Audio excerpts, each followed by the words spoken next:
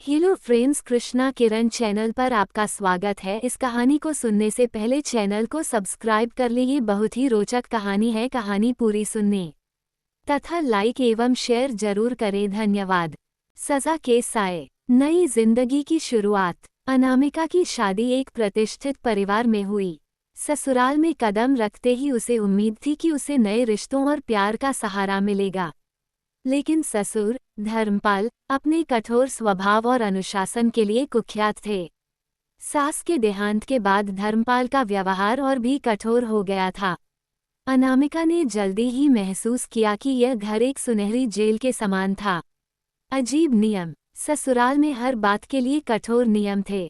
धर्मपाल चाहते थे कि बहू दिन भर घर के काम में लगी रहे, बिना किसी शिकायत के।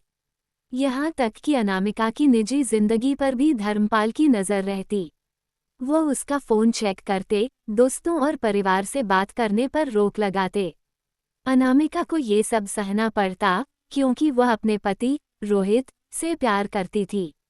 पति का मौन समर्थन। रोहित, जो कि पेशे से डॉक्टर था, अपने काम में व्यस्त रहता।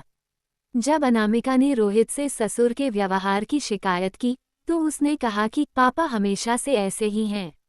ये सुनकर अनामिका ने अपने दिल पर पत्थर रख लिया और सोचा कि शायद समय के साथ सब ठीक हो जाएगा। लेकिन स्थिति और खराब होती गई। धर्मपाल का असली चेहरा। एक दिन अनामिका को घर की अलमारी में कुछ पुराने कागजात मिले। इन कागजातों में धर्मपाल के कुछ गहरे राज छिपे थे। उसमें जमीन जायदाद के फर्जीवाड़े और एक पुराने केस के दस्तावेज थे जिसमें किसी महिला की मौत का जिक्र था। अनामिका को समझ में आया कि धर्मपाल का स्वभाव सिर्फ कठोर ही नहीं बल्कि खतरनाक भी है। दहशत का साया। अनामिका ने धर्मपाल से दूरी बनानी शुरू कर दी, लेकिन धर्मपाल ने यह महसूस कर लिया और उसे और सताने लगा। वह छोटे छोटे कामों में गलती निकालता, उसे सबके सामने नीचा दिखाता और कई बार मानसिक प्रताड़ना भी देता। एक रात धर्मपाल ने अनामिका को कड़ी फटकार लगाई, जिसके बाद उसने रोहित से घर छोड़ने की बात की। मदद की तलाश। अनामिका ने अपनी सहेली निशा से बात की। निशा ने उसे पुलिस में जाने की सलाह दी, लेकिन धर्मपाल का प्रभाव इतना बड़ा था कि पुलिस तक पहुंचना आसान नहीं था। अनामिका ने गुपचुप तरीके से धर्मपाल की हरकतों के सबूत जुटाने शुरू कर दिए। उसने धर्मपाल के पुराने मामलों की तह तक जाने की ठानी। एक खतरनाक मोड़। एक रात अनामिका ने धर्मपाल को एक संदिग्ध फोन कॉल करते हुए सुना।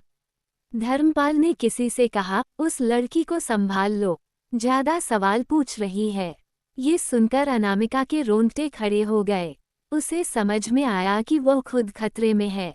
चालाकी से जाल बिछाना। अनामिका ने निशा की मदद से धर्मपाल के राज उजागर करने की योजना बनाई। उसने धर्मपाल के फ़ोन पर स्पाईवेयर डाला और उसके सारे कॉल रिकॉर्ड किए। इन कॉल्स में धर्मपाल के गैरकानूनी धंधों और अपराधों के सबूत थे।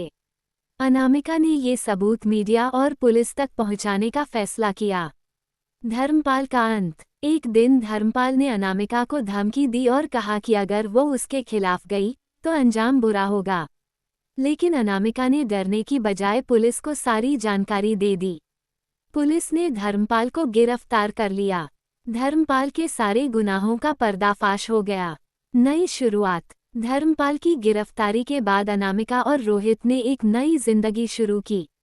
रोहित ने महसूस किया कि वह अपनी पत्नी को सपोर्ट नहीं कर पाया और उसने अपने व्यवहार में सुधार किया। अनामिका अब एक आत्मनिर्भर महिला बन चुकी थी, जिसने अपनी जिंदगी को फिर से संवार लिया। सजा के साए एक कहानी है जो सिखाती है कि साहस और दृढ़ निश्चय से किसी भी कठिनाई को हराया जा सकता है।